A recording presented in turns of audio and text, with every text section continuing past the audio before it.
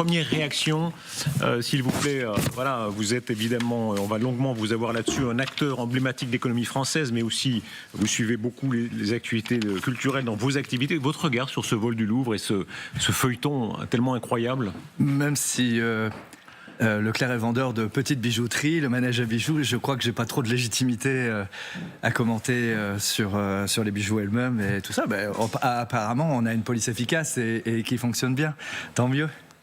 Quand même, bon, vous êtes citoyen. On a tellement dit c'est le patrimoine de chaque Française et de chaque Français. Ça fait quelque chose. Oui, ça fait quelque chose. Et on a beaucoup de patrimoine en France. C'est comme les Italiens aussi.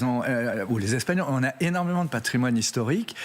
Et c'était assez, d'ailleurs, assez déplacé. J'ai trouvé tout ce débat politique visant à remonter à des personnes, à des responsabilités. Tous les élus régionaux, tous les maires qui ont des musées un peu historiques, ils ont des perles que viennent visiter tous les touristes. Et donc la question de la sécurité du patrimoine, je suis pas Stéphane Bern, mais ça devrait être mis en haut de la pile, quoi. Est-ce que ça dit quelque chose de l'état économique, financier du privé et du public? Regardez les portes-fenêtres du Louvre. Elles ont été beaucoup commentées. Alors, il faut faire très attention. On n'est pas le café du commerce. Il y a une enquête. On verra ce qui a fonctionné ou non. Mais beaucoup ont souligné, et c'est attesté par un certain nombre d'analyses précises, que souvent l'État n'a pas les moyens du privé. Certaines bijouteries de la rue du Faubourg Saint-Honoré ou de la place Vendôme sont mieux protégées que les joyaux du Louvre. Oui, mais les joyaux de quartier rapportent plus que les joyaux de... je sais pas. Voilà l'acteur économique qui répond, mais oui. Non, mais franchement, je suis pas légitime pour répondre ça. Et puis, ce serait même un peu con que j'y réponde, parce que les problèmes de sécurité, moins on en parle, et plus il faut en faire. Je sais pas commenter ça. L'état économique de la France, évidemment, ça va nous occuper maintenant. On entre dans une semaine particulièrement cruciale pour le budget, avec un Parlement qui agit cette fois sans l'épée de Damoclès du 49.3, donc qui discute, c'est la République parlementaire qui discute de ce qu'on dépense, de ce qu'on économise. Premier regard, ça vous inquiète ou ça vous rassure? Ce qui m'inquiète, ça m'inquiète et me rassure intellectuellement, c'est la déconnexion des Français par rapport à ce sujet qui dure depuis 3 ans. Et en fait, avec les allers-retours, on a compris que quelles que soient nos opinions, de toute façon aujourd'hui, on était dans un jeu de négo. On est le chapitre 3 ou 4 de Machiavel, on est dans les échanges entre partis. Peu importe ce que vous dites, je te donne, tu me donnes, il faut que ce soit équilibré. Le fond, personne n'en parle trop, quoi. Et au fond, c'est un peu comme dans nos entreprises, si on confiait le sort ou le développement de nos entreprises aux comptables qui sont de qualité chez nous ou aux financiers, ce serait une erreur stratégique. Ce qui fait la bonne comptabilité, c'est d'avoir du développement, c'est d'avoir de la croissance, c'est d'avoir du jus, quoi. Et là, aujourd'hui, depuis 3 ans, on nous la joue à la Churchill, on nous la joue la faillite de la France et tout ça, alors que le monde est en train de changer. On a des vraies opportunités pour nos entreprises, pour notre tourisme, pour certains secteurs de notre activité industrielle. Nos Rafales se vendent bien. On se fait piquer le marché des sous-marins par les Américains et les Canadiens, mais enfin... post-Brexit, il y a des coups à jouer. Et donc, je trouve que ce climat, aujourd'hui, est pesant pour les consommateurs qui retiennent la consommation et qui épargnent, par précaution, et il est pesant pour les industriels qui... au-delà même des histoires de fric et de fiscalité, se déconnectent aussi. Moi, je fais ça. On se déconnecte du débat public pour tracer notre route à 2030-2035. Quoi. Ce que vous dites est terrible. C'est comme si le rôle de l'État, qui en France est une institution tellement centrale, était passé un peu au second rang. Alors, pas tout l'État, parce que sur le territoire, nous avons des régions, nous avons des élus territoriaux, ils prennent des décisions pour construire une salle de sport, accueillir une usine. Il y a ces débats avec des oppositions, mais il y a un pragmatisme et il y a une lisibilité de l'action publique en région. Je suis un militant de la décentralisation. Mais vous semblez presque dire... Peu importe le ministre, les ministres passent. On a vu ça en Belgique quand il n'y avait pas de gouvernement pendant X mois. Et certains commençaient à dire, au fond, peu importe. Ça peut apporter. Mais vous savez qu'on se dit ça entre nous, entre acteurs économiques, cadres, etc. On se dit 3 ans à la Belge, c'est pas grave. Ce qui n'est pas vrai. Ce qui n'est pas vrai. C'est toujours un problème on est d'accord, on est d'accord, c'est pas vrai. C'est une situation lourde. Il faut régler ce problème de financement, pas simplement de la dette, mais même du financement du futur, de la reconversion industrielle, consommation, énergie de la France. Moi, je nourris pas le populisme. Hein. Moi, j'aime les hommes politiques. Le Cornu, c'est un type formidable. Aux armées, il était très adulé. Il y a des personnalités attachantes, mais elles sont prises dans un jeu de pouvoir partisan qui, outre qu'il n'est pas lisible pour nous, pour le commun des mortels, qui donne l'impression que le parlementaire n'est plus un parlementaire de la nation, qu'il est un parlementaire de son parti, et puis que finalement, dans la lignée de 2027, ils sont tellement en train de se faire la course et de se monter le burnou, là, que en fait, nous les Français, il va nous tomber des trucs dessous, essayons de nous en protéger, quoi. Est-ce qu'il y a une particularité française? On a longtemps dit le règne des inspecteurs des finances, une certaine élite française, à bien des égards très brillante, mais qui était un tout petit peu déconnectée des réalités, qui savait que quoi qu'il arrive, elle aurait un poste, ouais. Même peu payé, relativement peu payé, parfois bien payé aussi, hein, mais ouais. Garanti. Ouais, mais ça a marché à d'autres moments. Ouais, c'est la reproduction de Bourdieu-Passeron, c'est les élites qui s'auto-reproduisent. C'est très français, ça, plus français qu'allemand ou... Non, aux États-Unis aussi, en Chine maintenant aussi, en Russie aussi, les fils d'oligarques sont oligarques, etc. Alors, la comparaison n'est pas très flatteuse pour... Non, mais je dis large pour ne pas avoir un discours autocentré. Mais non, mais il y a ce problème, il y a des problèmes de manque de fluidité sociale. On sait très bien que le système français salarial, que le travail ne paye pas, ne permet pas de se réaliser, comme aux États-Unis par exemple, à partir du travail. À l'inverse, on a un système plus protecteur pour les retraites et tout ça. Donc on a un vrai débat politique à poser, mais qui ne devrait pas être posé d'abord en termes budgétaires, mais d'abord comme objectif. Qu'est-ce qu'on veut laisser à une génération ? Et c'est ça qui me aujourd'hui, je le fais de manière brouillonne là devant vous, mais moi je vous dis, aujourd'hui, le soir, j'éteins le poste, je me remets sur des stratégies, sur l'impact du numérique sur les emplois dans les centres Leclerc, je me mets sur la reconversion énergétique, je me mets sur la décarbonation. Et je vois aujourd'hui, on en parle peu, mais c'est une vraie révolution que le fait que les réseaux sociaux deviennent des réseaux marchands, que les rapports sont face à des individus, que tout est marchandisation. Moi, un commerçant, je le ressens. Et dans la géopolitique d'aujourd'hui, la France a des chances, la France a des savoir-faire. Moi, je suis patron d'une école de commerce qui s'appelle Neoma. Il y a plein de jeunes là-dedans qui sont prêts à transformer ces difficultés en opportunités. La grande foire aux idées. Quand on entend Madame Braun-Pivet parler de l'héritage, alors il y a toutes sortes d'idées, celles qui visiblement auront des suites, d'autres qui sont peut-être des ballons d'essai. La fameuse formule qui a tant fait couler d'encre, les héritages en rebond, qui passent de génération en génération. Vous savez, le truc qui vous tombe du ciel, elle parle de l'héritage. Ouais. Hein. Il y a un moment où ça suffit. Ça a choqué beaucoup de gens, cette expression, le truc qui tombe du ciel, pour parler de quelqu'un qui hérite du résultat, du travail, du patrimoine de ses parents. Et vous ? De cette manière-là, je trouve pas bien d'en parler comme ça. Si vous prenez des grandes marques françaises, des Yves Rocher, je parle de PME concrets, Pathé et Naf chez moi, du côté de la Pointe du Raz.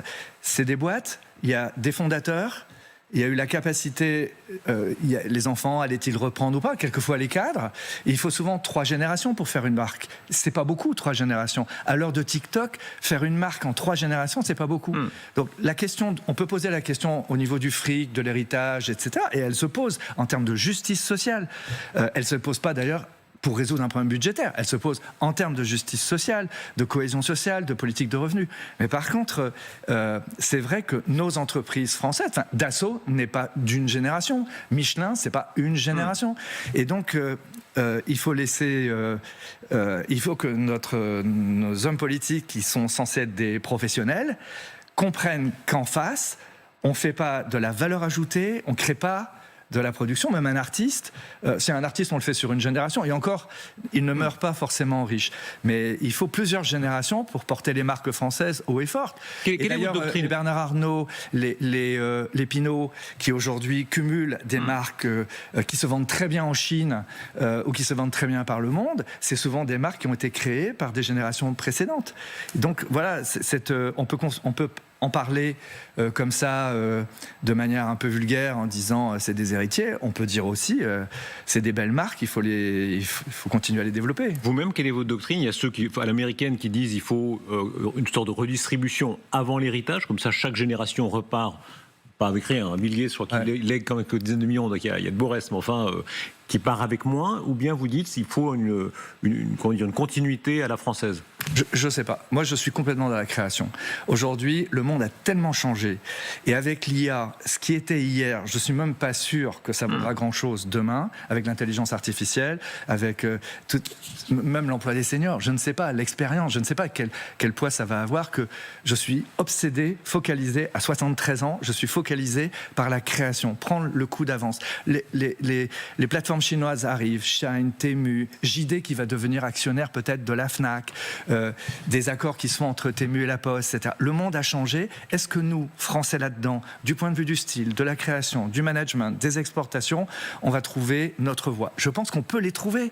Et donc, oui, le sujet de la fiscalité est un sujet, mais c'est pas mon sujet. La taxation des plus grandes fortunes, la taxe Zuckman ou ses variantes. On rappelle pour celles et ceux qui nous suivent, c'est devenu presque, maintenant c'est entré dans le débat public. Je suis même pas sûr qu'il y ait besoin de faire un rappel. Mais la taxe Zuckman, c'est tous ceux qui ont 100 millions de patrimoine payent 2%. Je sais même pas vous le dire.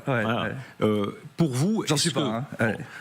Pour vous, est-ce que c'est une nécessité d'effort collectif? Est-ce que vous y êtes favorable? Je suis favorable à ce qu'on mobilise l'argent des riches du monde entier sur la création et la production française. Je suis vulgaire, je trouve assez con d'avoir réuni les riches du monde entier à Versailles, puis au Grand Palais, les avoir reçus par la BPI, la banque d'investissement, etc., et de leur dire, maintenant que vous êtes là, on va vous taper, ok ? C'est grossier, mais par contre, quand je vois comment, dans plusieurs pays, en Indonésie, en Norvège, recyclage du gaz, des revenus du gaz et du pétrole, on crée des fonds, on invite, voire on oblige les riches à investir sur des programmes de reconversion à long terme, avec peu de rentabilité, parce que justement, ils ont de l'argent, ils n'ont pas besoin. Il y aura des actifs à la clé. Mais faire investir tous les riches du monde dans l'économie française, ouais, ça me plaît. Et je crois plus à des financements, à aller rechercher des financements, à mobiliser la richesse. Donc attirer les riches. Parce que attirer davantage de riches. Vous comprenez bien, Darius, taxer, vous avez quelque chose de suisse encore en vous, taxer des riches pour prendre leur fric et les mettre dans un seau où il y a des trous, ça ne résout pas le problème des Français. Ça fait peut-être bander la gauche et ça fait peut-être éructer la droite et le patronat. Ça ne résout rien. Ça résout rien. Donc, utiliser l'argent des riches, peut-être de manière contrainte, revoir les barèmes, revoir la fiscalité au nom de la justice fiscale, mais mettre cet argent des riches sur le programme nucléaire français, sur le programme de logement social français, sur des choses qui ne seront pas rentables à court terme. Est-ce que vous croyez que sans ça, ils partiront? Il y a les deux thèses. Il y a ceux qui vous disent ils partiront ou ils partiront pas? Il y en a qui partiront, mais il y a aussi des Français. Je veux dire, le propriétaire de LCI et de TF1, il ne va pas se barrer à l'étranger. Mais voilà, on a des belles sagas quand même ici. Moi, j'ai connu Pinault, vendeur de bois à Landerneau. J'ai connu Bouygues. J'ai été stagiaire étudiant chez Bouygues quand il était dans le bâtiment et travaux publics. Faites-nous pas l'histoire de la maison, parce que là, ne nous regardons pas nous-mêmes, mais vous non, plutôt. C'est vous l'invité, c'est pas nous. Mais non, mais il faut faire passer ce récit. Il faut faire passer ce récit, parce qu'on n'est pas riche. On devient éventuellement riche, mais il y a eu tout un travail des créations d'emplois, etc. Et donc, leur contribution aujourd'hui, c'est de continuer. Cela étant, qu'est-ce que vous répondez? Beaucoup de Françaises et de Français se diront quand même si on comprend bien que la richesse, c'est pas du cash comme ça dans une piscine, c'est de la valeur réelle, des usines, du travail, des emplois, etc. Mais à l'arrivée, certaines grandes fortunes pourraient faire un petit effort. Oui, bien sûr. Et le problème, c'est que la fiscalité, elle n'est pas fléchée en France. On veut piquer votre pognon, ça va à l'argent de l'État. Et pendant ce temps-là, on n'a pas parlé d'économie, on n'a pas parlé de réduction de dépenses, on n'a pas parlé d'optimisation de dépenses. Donc moi, mon sujet, tel que je vous écoute le soir sur LCI ou que je lis dans les journaux, c'est d'abord, on a mal géré, on a trop dépensé, donc quel est le plan d'économie et quel est le plan de dépenses? Ensuite, il y a toute la reconversion de l'économie française qu'il faut financer, mettons des actifs derrière, allons-y. Et après, il y a des contributions. Et moi, par exemple, aujourd'hui, on me dit que j'ai ma carte de remboursement de médicaments. Moi, j'ai les moyens de me payer mes médicaments. Et on me dit qu'au nom d'un principe universel, on me rembourse mes médicaments. Il y a plein de choses où on peut faire payer les gens plus riches sans pour autant les diaboliser ou les désigner à la vindicte. Michel de Roquelaire, vous êtes un observateur privilégié du monde du travail. Alors, je sais que maintenant, votre structure d'entreprise a évolué, mais combien d'employés vous avez eu sous les anciennes Leclerc au total? Il y a 160 000 personnes. 160 000. Mes parents, je suis né dans les pattes des salariés de mes parents. Ouais. En 1952, premier centre Leclerc. On fêtera les 75 ans en 2027. Aujourd'hui, il y a 160 000 personnes qui directement travaillent sous l'enseigne Leclerc. 160 000. Aujourd'hui, tous les centres Leclerc, au premier profit, doivent distribuer 25% de leur profit au personnel sous forme d'intéressement, de participation ou de gratification. Alors, 25% du profit. Alors, vous observez ce monde du travail. Quand on voit que la France devient un cas en Europe, c'est-à-dire fait une réforme des retraites et recule. Bonne ou mauvaise raison, chacun jugera, politicien. Pour vous, est-ce que c'est une bonne ou une mauvaise nouvelle ? Je ne sais pas si c'était une bonne réforme. Moi, j'étais plutôt pour la réforme à points. Mais le fait qu'elle recule maintenant, c'est incompréhensible. Je veux dire que ça recule après 2027 ou dans des conditions sérénité qui tient compte du vieillissement de la population. Tout a été dit sur ces plateaux. Mais vous voyez, ce qui se passe sur les retraites, c'est exactement... Nous, Leclerc, là, Carrefour, Système U, Intermarché, on a été enjoint... injonction écologiste, on a été enjoint de mettre des panneaux solaires et des bornes sur nos magasins. Ça a été fait alors que la loi nous obligeait à mettre des arbres, d'accord ? Mais est-ce que c'est dangereux ou pas pour l'économie ? C'est pour vous montrer qu'on ne peut pas travailler comme ça. Donc on est parti sur des panneaux solaires. En 2030, il y aura 1 million de mètres carrés de panneaux solaires sur les centres Leclerc. Mais déjà... Des députés de l'opposition commencent à dire « Ah ouais, mais s'ils font ça, ils vont pénaliser le développement du nucléaire. » Et on est en train de nous dire qu'il faut arrêter. Vous voyez, c'est impossible. C'est pas une histoire de pognon, c'est pas une histoire de fiscalité. Mais sur le fond, d'ailleurs, je vais vous poser une question. Sur le fond, je vais vous poser une question. Allez-y. Où est-ce que je peux trouver un plan pour la France ? Qui est ministre du plan et où est-ce que je peux trouver Appelez Monsieur Lescure, il vous répondra. Non, c'est pas lui. Voilà, je vous en viens là. Allez. Non, vous voyez, c'est incroyable. C'est juste, je répondais pour les consommateurs. Ils ne savent pas s'il faut acheter une voiture électrique ou une voiture thermique.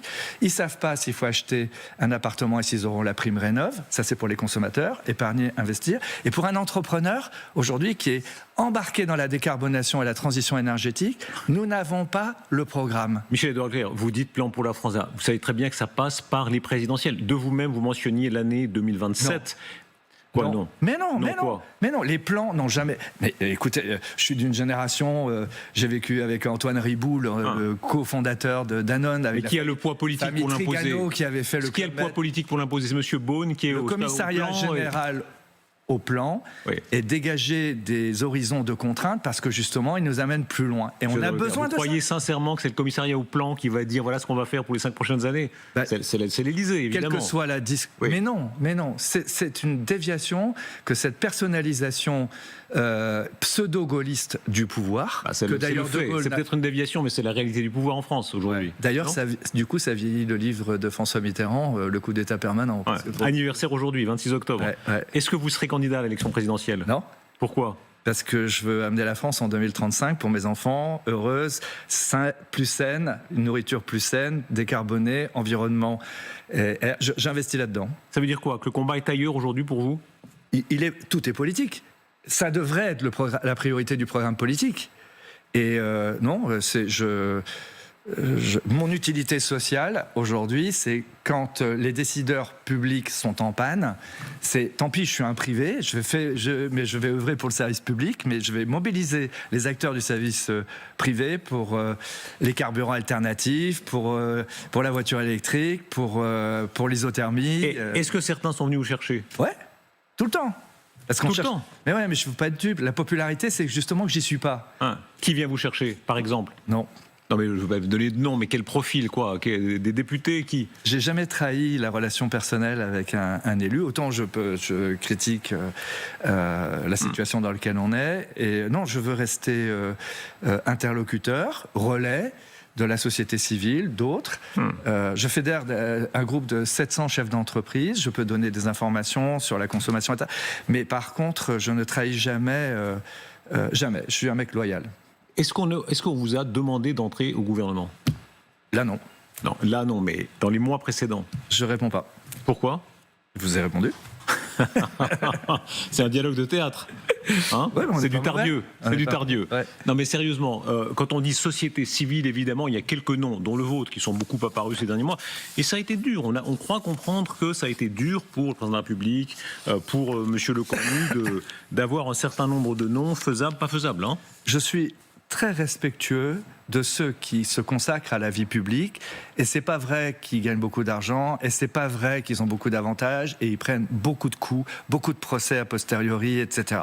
Maintenant, aujourd'hui, au moment où le dialogue Parlement-gouvernement est en panne, je pense qu'un type comme moi, de la popularité qu'on m'attribue ou des mots gentils qu'on dit sur moi, je dois aujourd'hui le mettre à la contribution de l'esprit de reconquête française. Je vois Thierry Breton qui arrive. Voilà, il faut éviter le renoncement, il faut éviter le camp des pleureuses, il faut éviter le repli sur soi, quoi. Vous savez, les deux intellectuels français qui nous font du tort sont deux intellectuels charmants et qui nous valent beaucoup d'argent pour la France, c'est Uderzo et Goscinny, parce qu'ils ont fait croire que la mondialisation ne passait pas dans le village gaulois. Et en fait, c'est une grosse erreur. Qui est l'Empire aujourd'hui? À l'époque d'Uderzo et Goscinny, enfin à l'époque Astérix et Obélix, c'était l'Empire romain. Va nous rejoindre Thierry Breton. On va beaucoup parler de l'Empire américain avec lui, puisqu'il a des chiffres tout à fait inédits qu'il a repérés sur la puissance de l'Empire américain en matière économique, militaire, de technologie, d'hydrocarbures, ce qui est en train de se passer pour la France. Vous êtes très inquiet, vous en parlez beaucoup de la concurrence des Chinois. Vous dites, en réalité, pendant qu'on parle de beaucoup de sujets importants, mais à certains égards secondaires, la Chine est là, qui guette. C'est deux choses. C'est l'émergence de pôles de puissance, alors que nous, on était dans le soft power, on a du hard power, là, et très dur. Et donc, c'est très difficile d'apprécier nos alliances présentes et nos alliances futures. Et puis, il y a ce mélange entre le privé et le public, les oligarques et l'État, qui font qu'il n'y a pas une lecture très facile pour nos diplomates dans la discussion sur les négociations commerciales. Votre regard l'un et l'autre, ouais. Vous, l'acteur d'économie, vous, Thierry Breton. Bonsoir, Thierry Breton. Bonsoir. L'œil de Le Monde qui vient avec Thierry Breton. Là, on vit une semaine où les notes de la France ont été dégradées ou relativisées par les agences de notation. Fitch, qui a baissé sa note, on va voir s'afficher. Fitch, Standard & Poor's, qui a même accéléré sa renotation, et Moody's. Dans chaque cas, expliquez-nous ça, Thierry Breton, qu'on comprenne bien simplement l'enjeu de ce qui s'est passé. On est maintenant, effectivement, on a été dégradé d'abord par Standard & Poor's. Je le dis parce que c'était quelque chose qui est tout à fait inédit. Les agences de notation, donc, ont des critères, je dirais, incontestables et bien connus de tous pour mettre une note sur le risque des dettes souveraines. Et au fond, pour indiquer aux investisseurs qui vont acheter la dette des pays concernés, en l'occurrence pour nous la France, quel est le risque. Et ce niveau de risque, eh bien, ça a un coût. Et c'est à travers ces notations qu'on peut calibrer le coût. Donc c'est très précis, donc, très rigoureux. Abaissement Standard & Poor's, même accéléré, abaissement Fitch et Moody's. Et donc Standard & Poor's devait abaisser fin novembre, a abaissé de façon tout à fait inédite, ça arrive pratiquement jamais, juste lorsque la décision de surseoir à la réforme des retraites a été prise. Et donc, en conséquence, on va avoir des déficits supplémentaires, on renie quelque part la parole, et donc on va avoir une prime de risque plus élevée sur la France. Pour Moody's, donc, c'était encore la seule qui nous notait avec 2A, donc c'était mieux évidemment, mais on était noté avec 2A avec perspective stable, donc on a descendu d'un cran comme pour les autres, on est passé à 2A avec perspective négative. Est-ce que ça aura de l'effet sur l'économie réelle pour vous, Michel-Édouard Leclerc? Si ça continue, oui. C'est-à-dire qu'ils actent, en fait je pense que vous êtes d'accord, au-delà de l'analyse, ils actent d'ailleurs le discours politique français. Ils actent surtout le recul, le retour en arrière, et pour répondre très précisément, bien sûr que ça a un impact, parce que nous sommes aujourd'hui, des 27 États membres, vous entendez bien, des 27 États membres, celui qui autorise l'emprunt pour ses entreprises, pour ses compatriotes, le plus cher. Parce qu'on est aujourd'hui, maintenant, plus cher que l'Italie, plus cher que la Grèce, plus cher que l'Espagne, plus cher que le Portugal. Donc bien sûr que ça a un impact. Alors même si on est peut-être dans une tendance où les taux d'intérêt vont peut-être baisser un tout petit peu, le différentiel pour nous, il reste, il demeure.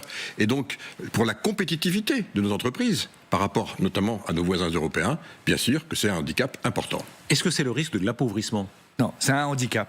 Thierry l'a dit, c'est un handicap. On n'est pas à la faillite. Parce que j'ai pas encore lu son livre. Je l'ai acheté chez Plomb et je l'ai acheté chez moi.